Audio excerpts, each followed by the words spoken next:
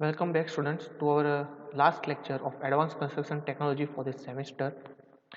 We are going to continue our same topic, erection of steel structures, and let's seem towards the last lecture, last topic.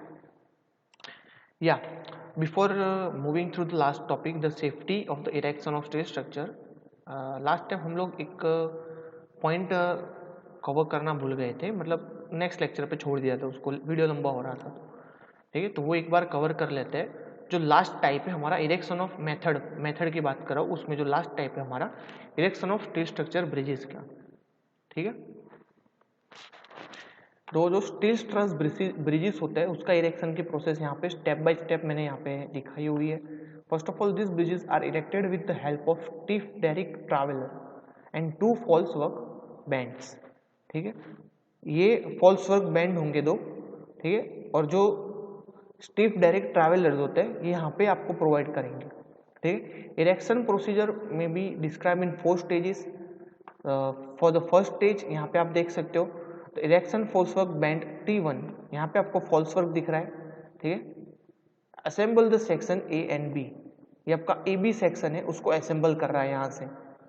ठीक है, either it is with the boat. ठीक है, boat के ऊपर एक बड़ी boat होगी, उससे हम लोग ये उसको सपोर्ट देंगे, जैसे फ्लोटिंग में करते वैसे। दूसरी बात, ये आपका ए बी स्पान रेडी हो गया। ठीक है, यहाँ पे सपोर्ट हमने रखा है अभी भी। Then move towards the second stage के ऊपर जाएंगे। Then move traveller to B, यहाँ पे जो ट्रैवलर है हमारा वो बी तक हम उसको एक्सटेंड कर देंगे। Then erect false work band to दो T2। ठीक है, यहाँ से यहाँ पे उसको इरेक्ट कर देंगे। Then assemble the section BC, हम सेम ए बी जो सेक्शन था वैसा सेम BC सेक्शन यहाँ पे क्रिएट करेंगे। Now let's move to the third stage. Same method होगी थर्ड स्टेज में भी। यहाँ पे हमें क्या करना है, ए बी और BC स्पान ऑलरेडी रेडी है। अब जो हमारा फॉल्स वर्क है वो हम सी पे विस्टैंड करके उसको एक्सटेंड करेंगे, इरेक्ट करेंगे डी तक। ठीक है, मतलब कि यहाँ पे आप देख सकते हो मूव ट्रैवलर टू द सी तक जाएंगे। देन फॉल्स वर्क को क्या करना है, हमें बेंड करना है T1 from the B and erect it to the D तक उसको इरेक्ट करना है and assemble the section CD। ठीक है, ये सेक्शन सी और डी को ओपन अप करना है, असेंबल करना है। नाउ फोर्थ स्टेज, जहां पे हमारा अबटमेंट लाई कर रहा है वहां तक सेम मेथड से मूव ट्रैवलर पहले सी पे था, अब उसको डी पे ले आएंगे। Assemble the section D and E. Right, यहाँ पे लास्ट सेक्शन ये वाला डी पे ले आया ट्रैवलर को, और डी और ई को असेंबल करेंगे। Then the release the false work band T1 and T2। ठीक है, अब जो T1 और T2 थे दोनों को रिलीज कर देंगे यहाँ से। ये पूरा स्ट्रक्चर अपने आप खड़ा है यहाँ पे ट्रस। ठीक है, सेल्फ पेड के ऊपर खड़ा है यहाँ पे। तो इस तरीके से हम erection of steel truss bridge कर सकते हैं, उसका बांधकाम कर सकते हैं। यहाँ पे आपको लाइव फिगर, एक नेचुरल फिगर दिखा देता हूँ। आप देख सकते हो ये यहाँ पे जो बोर्ड जैसा आप देख सकते हो, सीप जैसा, ठीक है, छोटा सा वो रखा है, और ये लोग इरेक्ट कर रहे हैं बीच में ब्रिज को। क्लियर, ये फॉल्स वर्क है पूरा आपका। नाउ हमें ये सब वर्क तो देख ली, मेथड्स देख ली उसकी। ठीक है, अब उसको सेफ्टी के ऊपर हम लोग ध्यान देते हैं थोड़ा। तो let's take a look for the safety in the erection of structural steel work.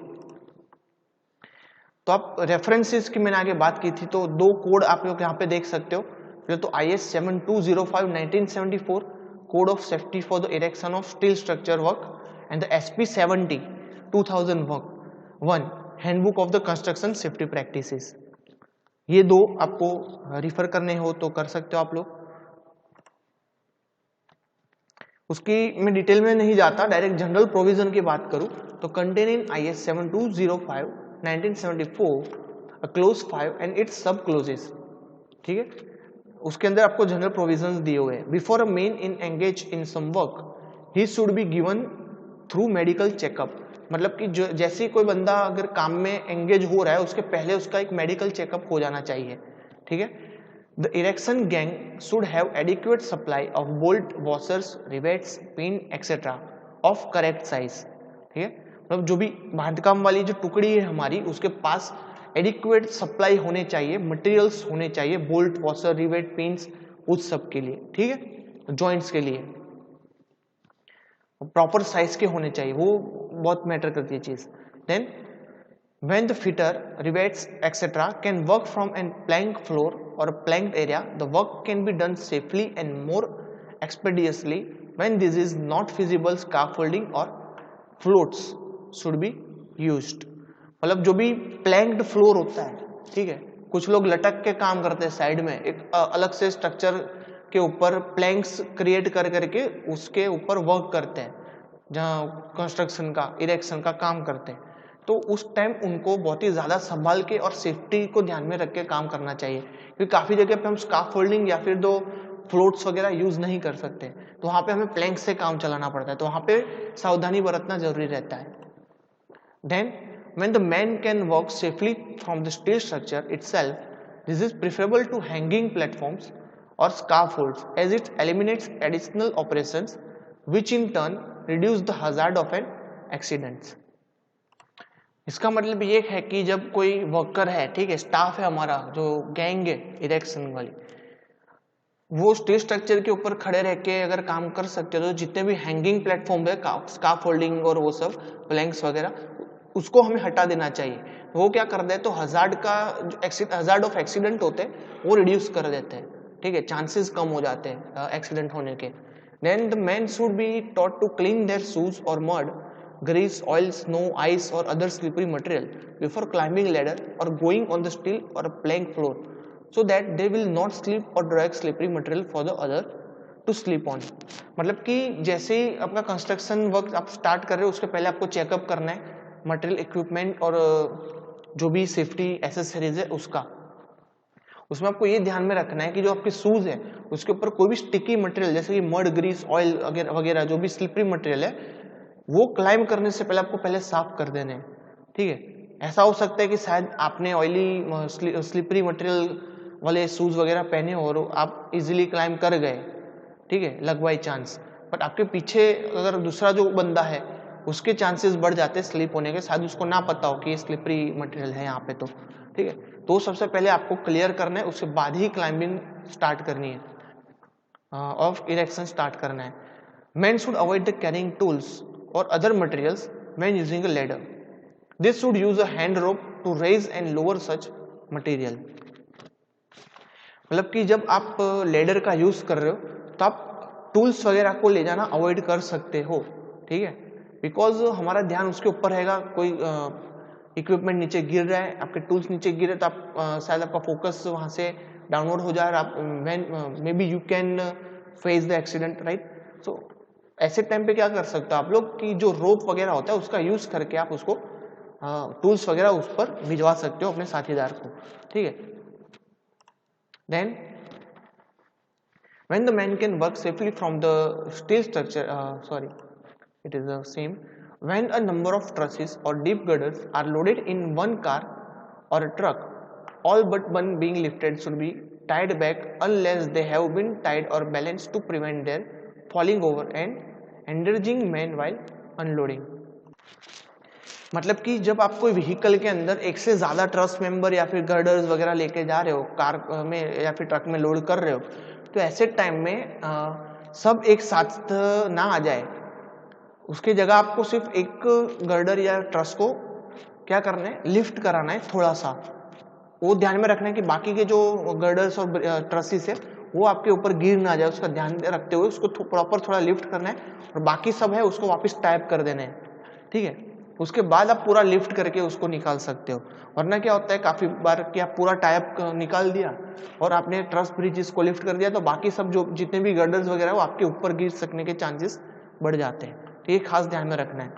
Then if a piece is literally unstable when picked at its centre, use of a balance beam is advisable unless a pair of bridles can be placed far enough for them to be safe lifting point.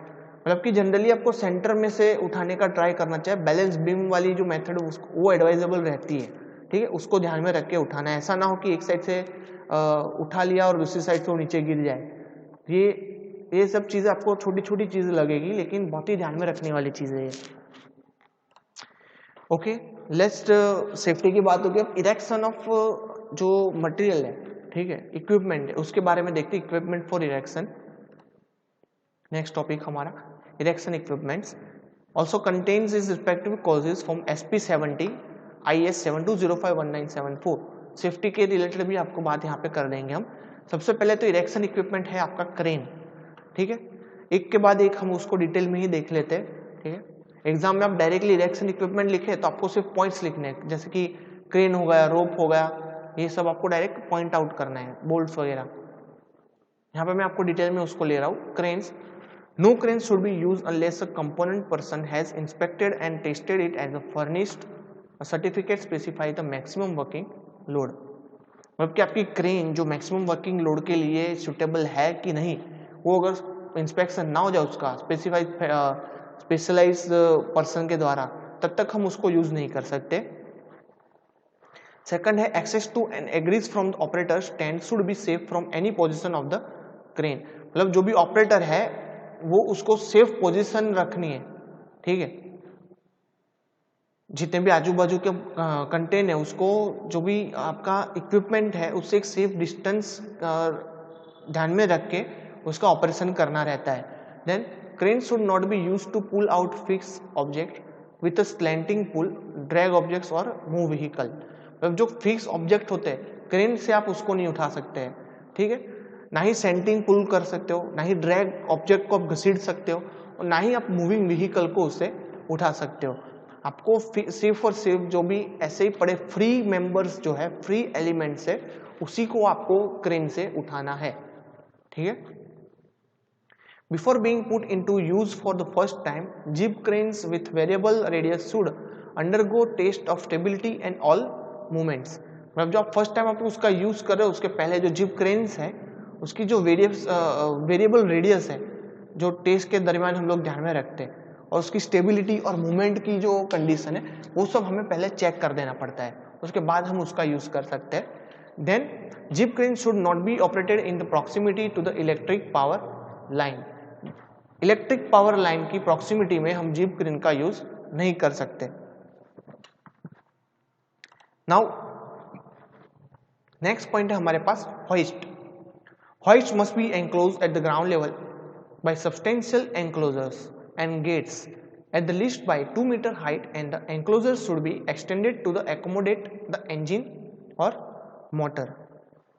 जैसे कि hoist है जो उसको ground level पे हम लोग उसको जब लाते हैं तो उसके पहले हमारा जो गेट्स है वो सब पहले एनक्लोज होने चाहिए एटलीस्ट 2 मीटर हाइट तक, ठीक है। उसके बाद हम उसको एकोमोडेट कर सकते हैं इंजन और मोटर के साथ होइस्ट को, तब तक हमें नहीं करना है। Then gates of the same height of 2 metre must be provided at all the landing stages. अब जितनी भी लैंडिंग स्टेज है वहां पे हमें 2-2 मीटर वाले जो गेट्स है वो प्रोवाइड करने रहेंगे। The complete hoist way throughout its height shall be preferably enclose with a wire mesh in order to contain the accidental dislodged material from the hoist platform. अब जो पूरी process है hoisting की, ठीक है, उस दरमियान हमें वो ध्यान में रखना चाहिए कि वहाँ पे एक वायर मेश का एंक्लोजर हम उसको यहाँ पे प्रोवाइड कर दें, ठीक है, उसके नीचे। तो जो एक्सीडेंट के चांसेस है, जो मटेरियल गिरने के चांसेस है नीचे, वो वायर मेश पे अटक जाए, ठीक है। तो नीचे जो भी कंटेंट है, मटेरियल है, प्लेटफॉर्म है या फिर ह्यूमन दिख रहे तो उनको कोई भी हार्म ना हो सके, ठीक है। There must be one and only operation position for the hoist, and the driver must be trained in the job and able to see the platform throughout the travel। मतलब कि जो होस्ट है वहां पे ओनली वन पोजीशन पे हम उसको withstand करा सकते हैं, ठीक है। तो जो ड्राइवर हो वो ऑब्वियसली ट्रेंड होना चाहिए उसके काम में, और उसके जो जितना भी प्लेटफॉर्म है जहाँ पे उसको मटेरियल को ट्रांसपोर्ट करना हो या फिर बिल्ड करना हो, तो उसको पूरा विजन उसके पास क्लियर होना चाहिए, चीज उसको प्लेटफॉर्म जो है वो दिखनी चाहिए थ्रू आउट द पाथ, ठीक है। ये एक ध्यान में रखना है। Then every hoist must be fit with an automatic device which will support the platform in the event of any failure of the ropes और गियर, ठीक है। मतलब हर एक होस्ट जो होती है वो ऑटोमेटिक डिवाइसेस के साथ मर्ज होनी चाहिए, सपोर्ट करनी चाहिए। अगर कोई फेलियर के चांसेस होते हैं रोप और गियर के तो उस टाइम पे, clear. Then every hoist must be checked और inspected once in the week. ये होस्ट है वो काफी डेलिकेट और सेंसिटिव इक्विपमेंट होता है, ठीक है। तो उसको हमें एवरी वीक उसका इंस्पेक्शन और चेक करना अनिवार्य रह जाता है। Now Let's move to the third equipment, which is a wire rope. A wire rope should be visually inspected daily or at the start of shift. Idea of throughout the inspection. ठीक है, daily हमें उसका inspection करना रहता है wire rope का. ठीक है, स्टील वायर जो होते हैं लंबे लंबे, आप ब्रिज में भी देखते हो उस टाइप के. ठीक है, मोटे. वन रोप ले refers to the axial wire rope length for one wire rope tend to completely wrap around the wire rope assembly. ठीक है, completely उसका जो wrapping system है वो आपको एक बार चेक कर लेना है, वो properly align होना चाहिए. ठीक है, उसके अंदर कोई disturbance नहीं होने चाहिए. Then wires should be stocked for the machines which are in continuous service. मतलब जो machine, wire should be stock for the machines. ठीक है, जो मशीन है लगातार काम कर रहे हैं उसके अंदर स्टॉक के लिए हमें रखने वायर्स. ठीक है, इन इमरजेंसी हमें वो काम आ जाए उसके दौर पे. Then signs of the rope deterioration and the guidelines of the replacement are as follows. जो उसके गाइडलाइंस है वो आप नीचे के अनुसार है.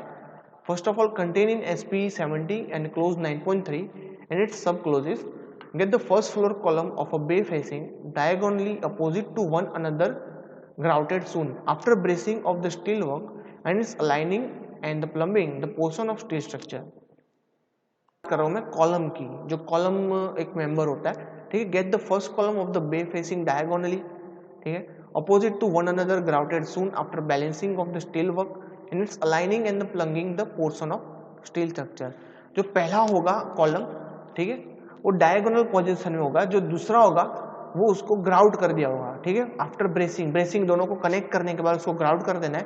और उसके बाद हमें जो स्टील वर्क है उसका अलाइनमेंट उसके ऊपर कंस्ट्रक्ट करना रहेगा. For levelling, aligning and plumbing of column, screen bar और level pad shall be provided. मतलब जो कॉलम है उसका अलाइनमेंट और वो सब करने के लिए स्क्रीन बार्स और लेवल पेड्स का हम प्रोविजन प्रोवाइड कर सकते हैं.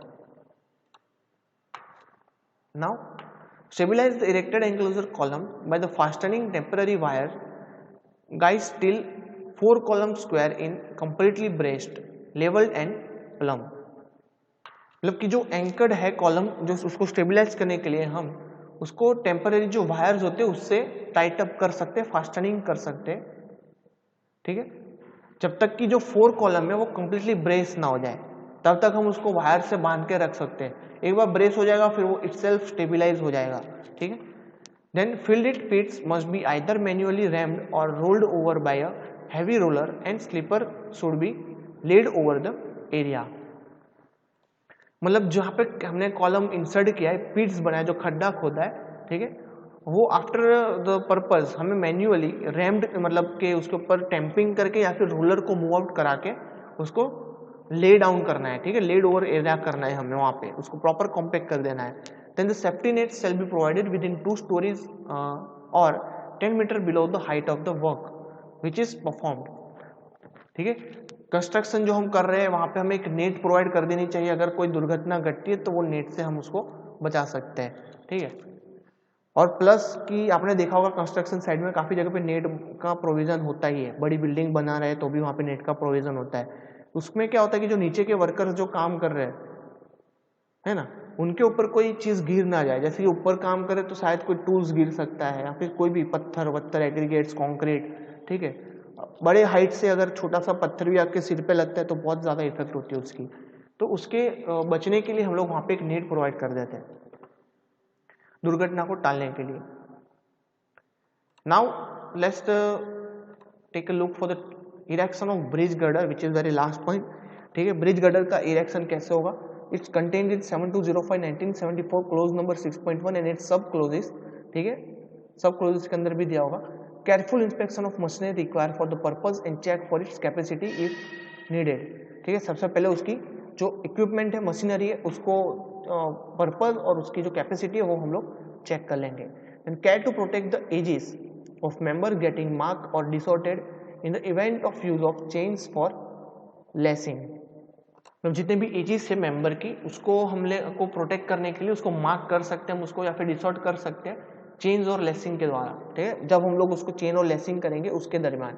ठीक है, then temporary bracing shall be provided to care of temporary stresses from erection equipment और अदर लोड. टेम्पररी ब्रेसिंग की सिस्टम हमें प्रोवाइड करनी, जैसे फॉल्स वर्क में हम लोग करते हैं. ठीक है, स्ट्रक्चर को सपोर्ट करने के लिए। जब तक वो प्रॉपर बिल्टअप नहीं हो जाता, प्रॉपर लोड कैरी करने योग्य नहीं बन जाता, तब तक हमें एक टेम्पररी ब्रेसिंग का प्रोविजन प्रोवाइड करना चाहिए। Then the provision for the lateral forces and wind load are as per the local condition.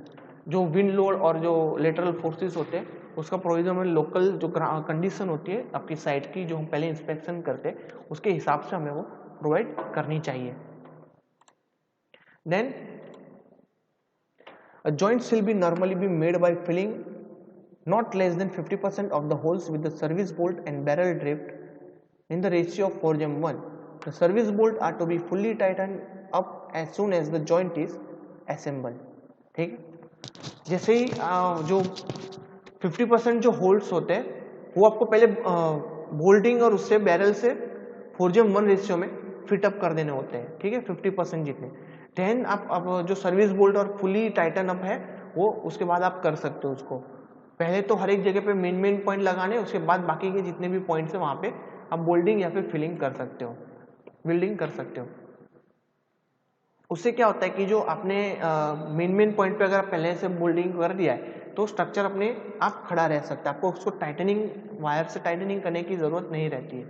Okay, in the event of emergency arising such as the structure in danger of being carried away by flood before the reverting can be completed, the joint shall be made secure by the filling 40% of the holes with cylindrically drift and an equal number with the service bolt fully tightened up। मतलब आप जब लोग उसका erection की process कर रहे हो bridge का, ठीक है, अगर ऐसे केस में अचानक से फ्लड वगैरह आ जाता है या फिर कोई भी डेंजर क्लाइमेट कंडीशन आ जाती है, तो ऐसे केस में आपको रिवर्टिंग करने से पहले जो जॉइंट्स है वो सभी को 40% जितने जॉइंट्स तो एटलीस्ट हमारे फिलअप हो जाने चाहिए सबसे पहले। ठीक है, 40% एरिया हमारा जो है वो कवर हो जाना चाहिए बोल्टिंग कनेक्शन से। अगर उसके बाद आपके पास टाइम होता है तो आप सिलेंड्रिकल ड्राफ्ट और इक्वल नंबर से बाकी के जितने भी बोल्ट्स हैं उसको टाइटन अप कर सकते हो। ठीक है, तो ये थे छोटे छोटे पॉइंट्स जो ध्यान में रखने वाले थे सेफ्टी पर्पज से, कंस्ट्रक्शन पर्पज से। होप आप लोगों को समझ में आया होगा। ठीक है, अगर नहीं समझ में आया तो आप मुझसे मेरा कांटेक्ट कर सकते हैं, मुझे मिल सकते हैं, मैं आपको एक्सप्लेन कर सकता हूँ इसको ज़्यादा बेटर वे में। ठीक है, so thank you for watching the video. जय हिंद।